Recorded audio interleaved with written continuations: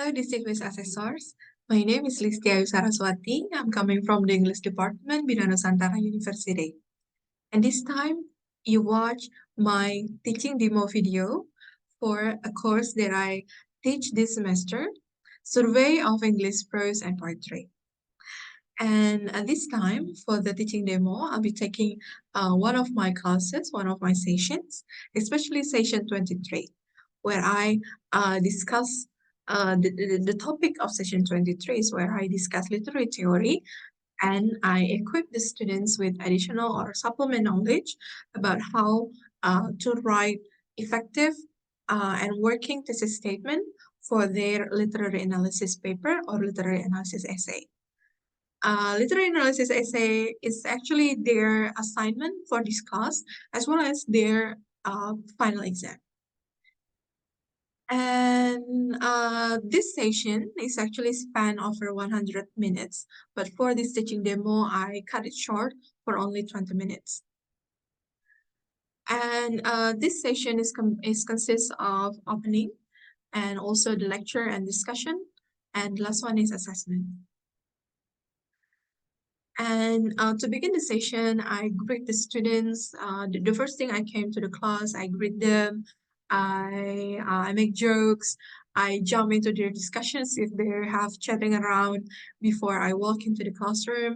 And I usually ask them to tell what their weeks was because I haven't seen them in a week since last time I saw them. And after that, I told them about the agenda of the learning agenda or the learning and teaching agenda that we will do, especially in that day. I explained them about what we will talk about, what will they do, and how will they do it. So I do this in every of my class because I want students to prepare themselves for the today's session as well as they could manage their expectations of their learning experience. And then after that, I jump right into the discussion, the lecture and discussions. I like to combine these two methods, lecture and also discussions, because I would like uh, uh, I would like my students to feel like they are welcome to interrupt and ask questions even during my lecture or during when I explaining things, right? Because I see that this way or this methods builds better connections or better relationships between me and my students rather than I accommodate like a special time for them to do discussions because they could like interrupt whenever they feel like it is important, it's necessary to make interruptions, to make questions. I would allow them. And that would continue with the assessment section. And in the assessment, I asked them to work in groups. So in group of 5 to 6 people, I asked them to brainstorm possible topic and then from the possible topic from specific literary works that we have read and we have discussed in the previous meetings, which is the ones who walk away from Omelets. They could brainstorm and discuss possible working topic in groups, and after that they will make like a working or effective thesis statement. And to make the assessment sections more exciting and interesting, I make it into gamifications. I employ or I utilize gamification method. So I ask them to only use like limited resources at class, only one marker and one eraser. They have to share it with other groups. In my class, we have like 6 groups competing. So they have to make strategic moves and have to raise themselves in front of the classroom and they will write on the whiteboard while others are waiting and persuasively ask them to lend over or to borrow the resources, the markers and also one marker and one eraser. So I like to make this kind of race game for the assessment. It gives more excitement and also it gives students focus on their work and how they could do best or do best performance on their works. So after everybody has finished writing down their thesis statement on whiteboard, I give the immediate feedback. I ask them to read every or each and every of the thesis statement written on board, and I ask them to discuss about it. They can judge, they can give judgments or evaluations whether this thesis statement is really working, or it could it could make like some improvements on the thesis statements. And I give feedbacks on them, and I ask them to revise immediately on the whiteboard. So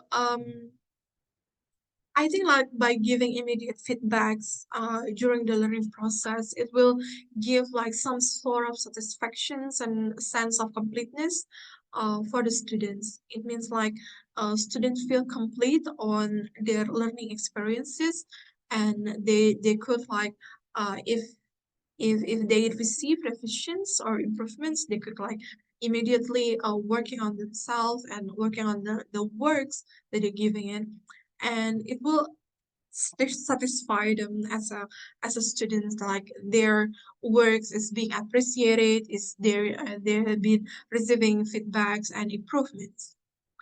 So assessors, I hope these demonstrations provide a clear and comprehensive view of my teaching approach and also the methods that I applied in my classroom, as well as the dynamics that are happening during the session 23 in survey of English prose and poetry class.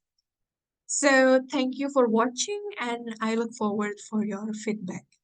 All right. So how are you guys? Sorry. How are you guys doing? Barry surviving. Okay. This is the last weeks of classes, yeah.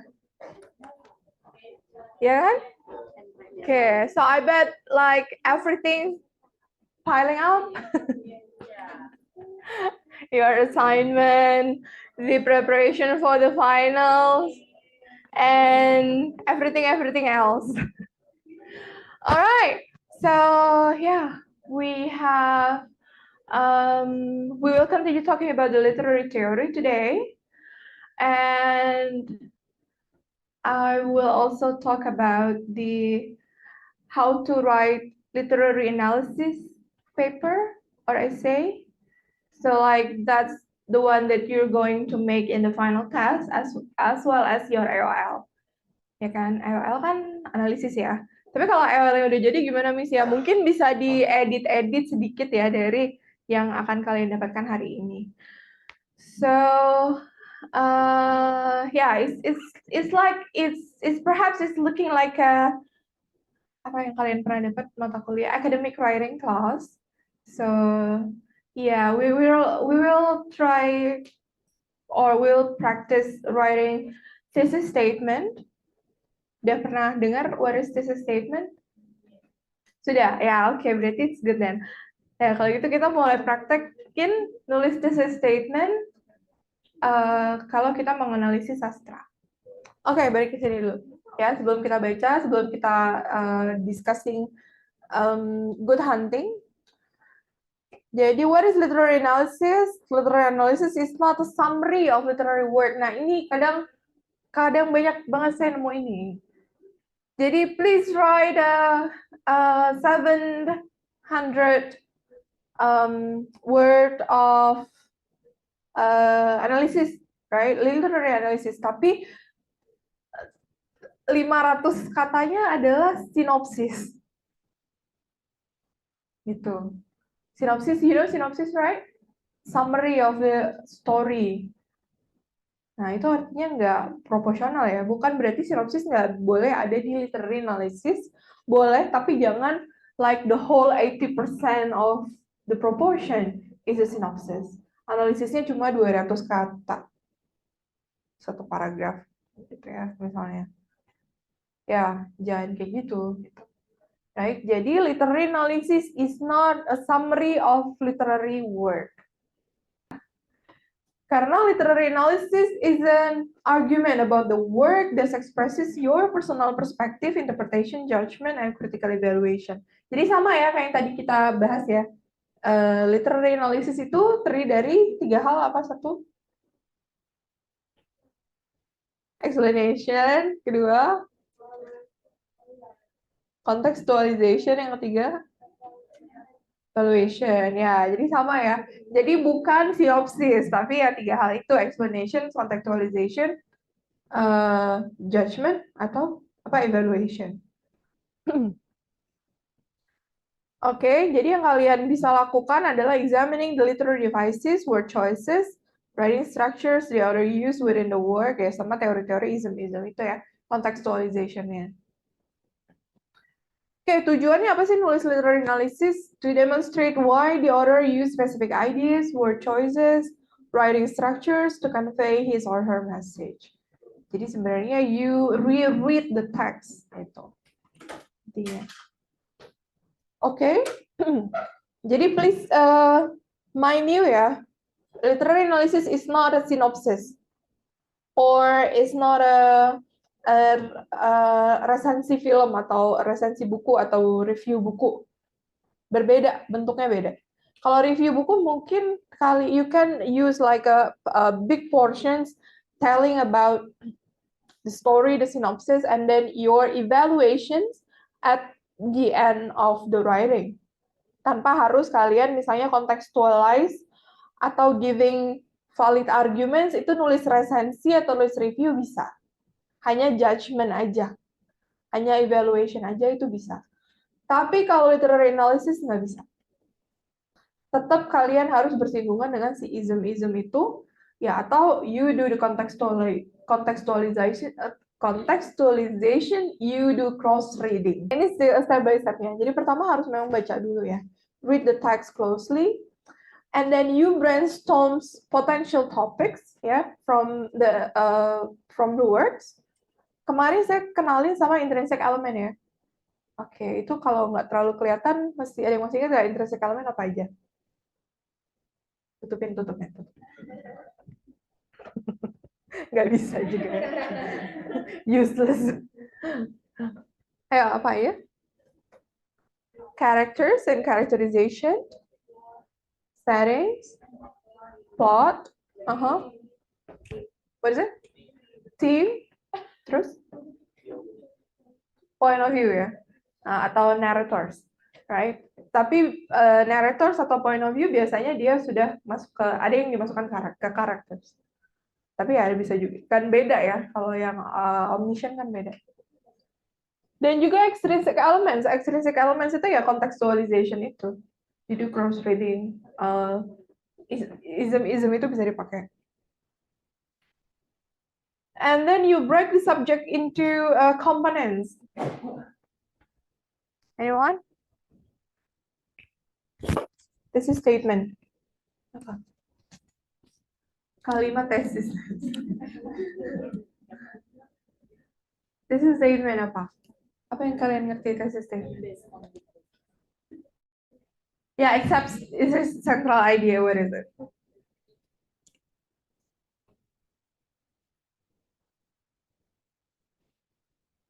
What is the difference between thesis statement and topic statement? Is it topic statement or topic sentence? Thesis statement and topic sentence, bedanya apa? The point of the thesis. The point. What point? The main point. The main point of the thesis. Of the thesis. They will. Of the essay, kali. Yeah, the essay. The essay. The main point of the essay. Yeah. The point is like to convince or again. Okay. So, okay, to prove, yeah. The main point to prove in an essay. So in one essay, how many thesis statement they have? One.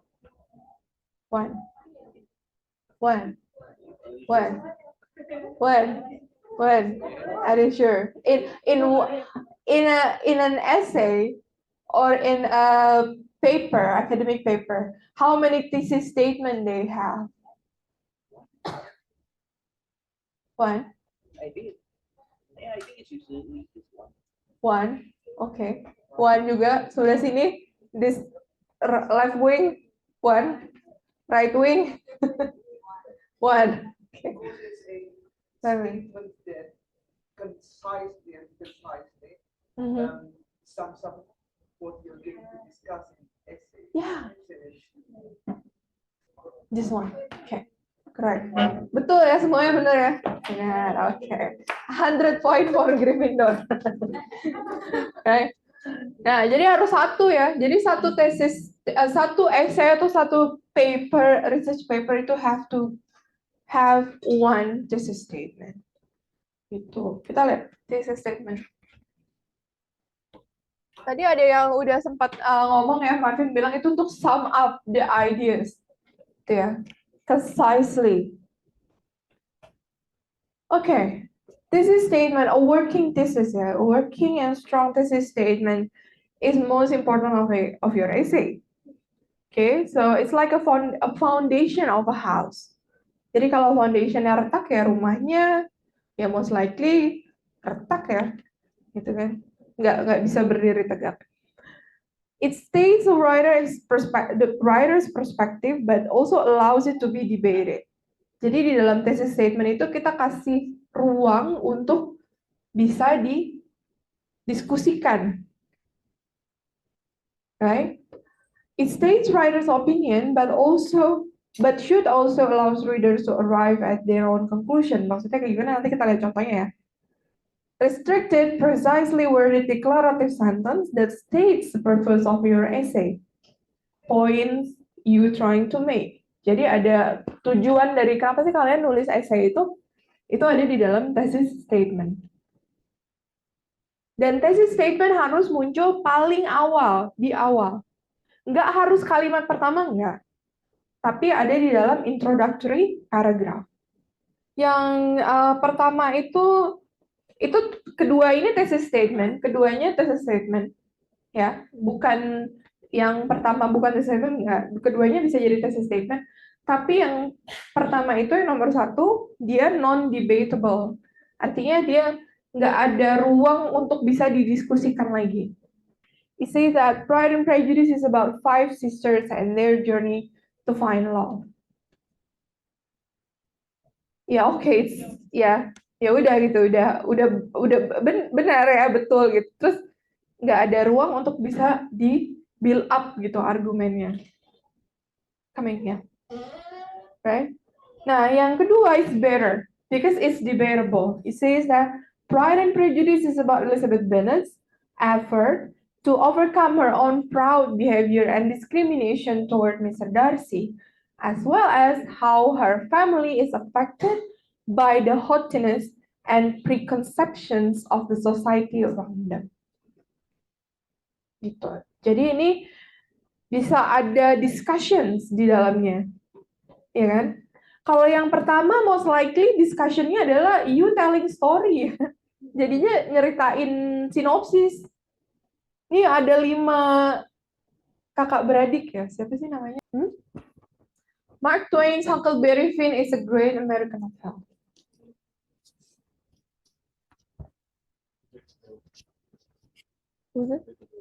Debatable or non-debatable? Yang lainnya debatable. Okay.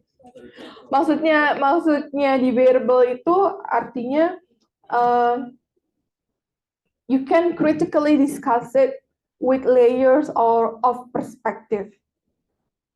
Kalau dia non-debatable, bisa jadi dia kayak single truth or too personal. Ada lagi yang lain exception-nya? Kenapa yang satu non-debatable? Terlalu personal. Yeah.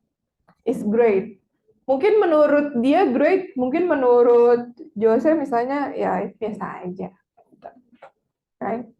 Jadi grade-nya itu ya is too personal gitu, jadinya jadi kayak single truth gitu. What about number 2? Number 2. Berarti walaupun dia bisa jadi thesis statement but not good ya, no, it left little room for improvement gitu, for exploration. Number 2. Berarti yang bagus tuh malah yang Debatable. malah yang bagus. Hmm.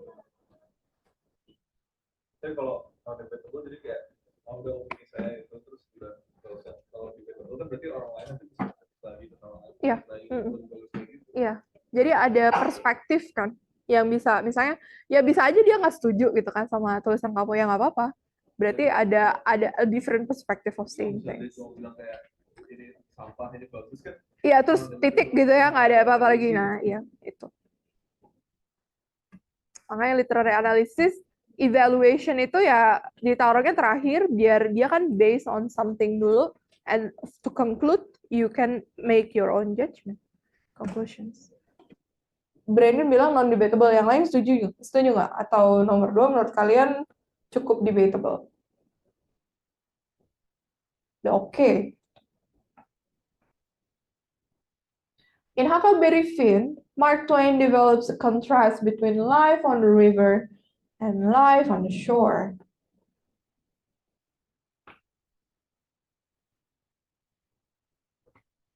Compares.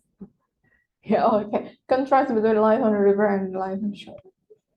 Is it debatable now?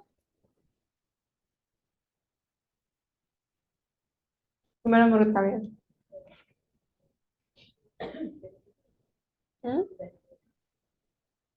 Enggak. Jose bilang enggak. Kenapa Jose? Jose. Enggak tahu.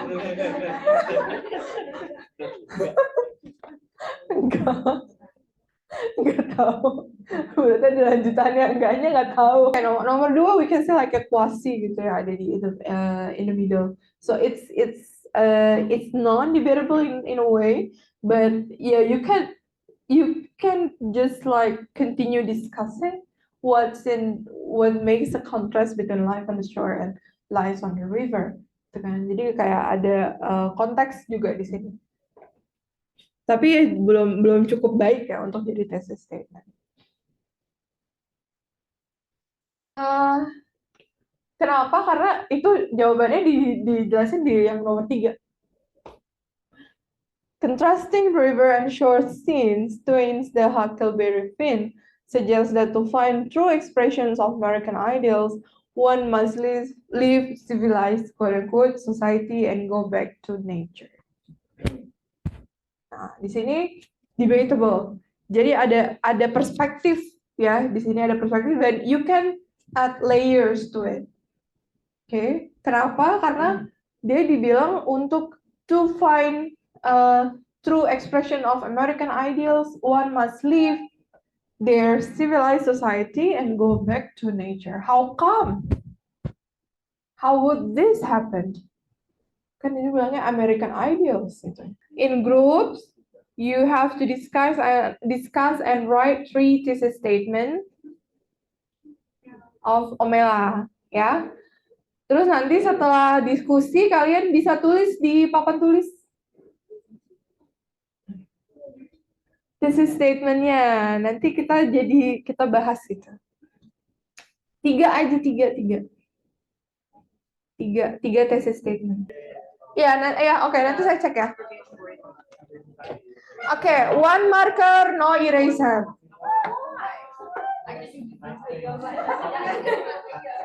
And your 30 minutes starts now ya. Like mine and Nathaniel's, obviously not my perspective on what it represents is different, but both of them are valid. Like, cause there's like certain points that make it like, I mean, what's not debatable? The fact that it's a little crazy. It's a little cuckoo. It's a little cuckoo. I mean, it's okay because it's. And One more. Brandon, any idea?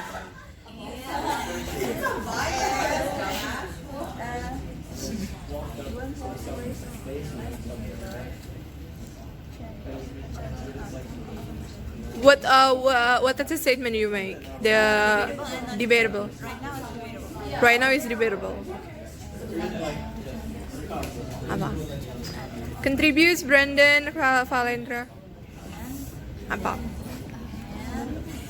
Yeah, we're gonna learn about the The debatable. Okay.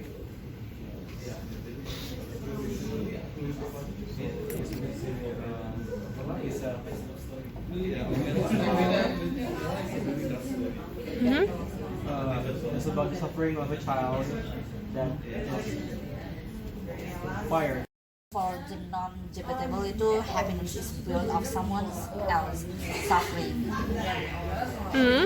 And Omela it is a messed up story. Ya benar sih. And for debatable itu kita masih cari. Debatable. Ya mau ngomongin general story-nya. Ya general story, the main idea. Ya kalau Ya kali. tapi yang hidden meaning-nya udah. Gimana? Hidden meaning nih. Menarik nih, menarik. Hidden meaning. What do you mean by hidden meaning? Nothing. The theme. The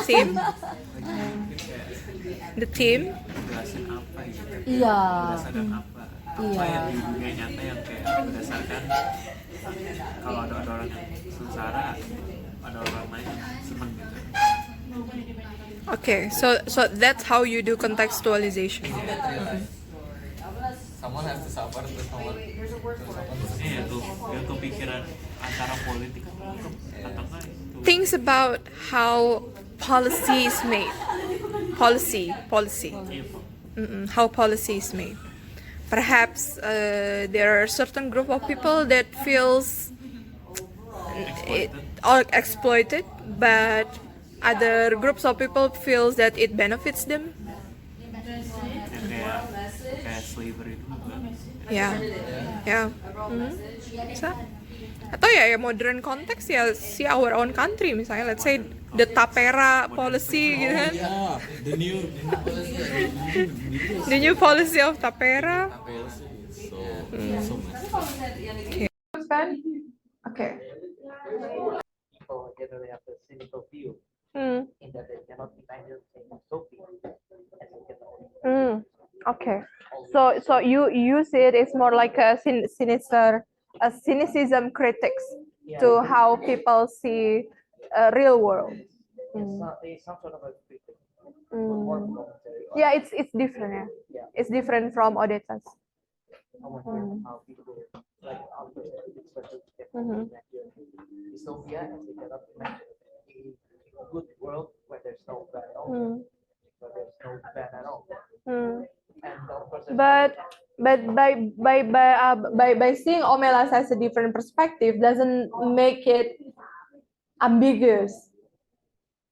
Because different perspective kan belum tentu ambiguous juga kan. Right? So you own different understanding, different interpretation, right, of one literary words. Jadi ya, I do agree. Like it can be like, it can be as pleasant as it is, even if in the different perspective, right? Dan keduanya kan sama-sama penting. Conceptualization-nya ke real world kan sama-sama penting kan? Right? You have layers, you have point of view gitu dari situ. Jadi ya nggak ambiguous juga, right? Bisa sama-sama enjoyable atau bisa sama-sama meaningful but in different perspective. Okay, yeah, it's good. Yang pertama setengah non-debatable, setengah debatable. Yang kedua ya memang debatable. Dan yang kedua, you do the readers analysis itu, readers response analysis. Yang kedua, okay? So you learn new things about writing thesis statement on your literary criticism paper. The paper or literary analysis paper, it needs to be follow the structure that we have learned today. Apa 3 hal itu? 4. Explanation, contextualization, evaluation. Oke, dan harus ada thesis statement. Thesis statement yang kayak gimana? Yang debatable. Oke, thank you very much everyone. I'll see you next week. Take care ya.